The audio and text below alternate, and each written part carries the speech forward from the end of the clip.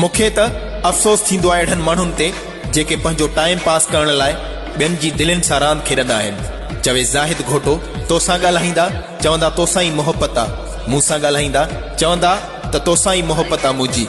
उन माण्हुनि ते कहिड़ो एतबार कजे जंहिंजी हर कंहिं सां मोहबत हुजे। मूंखे बिना कसूर जे जंहिं तकलीफ़ ॾिनी आहे मूं सब्र कयो आहे। हाजी सतार चांडियो चवे सखर वारो, मूं पंहिंजे अखियुनि सां उन्हनि जो हशर ॾिठो आहे। मुंहिंजे सब्र जो बदिलो उन्हनि खां अलाह वरितो आहे।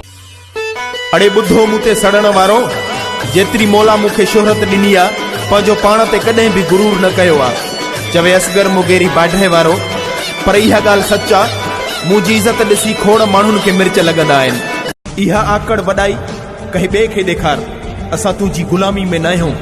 चवे हनान बुरफट काठोड़ शहर वारो, तो जहिड़े खे असां कुझु सम्झंदा ई न आहियूं।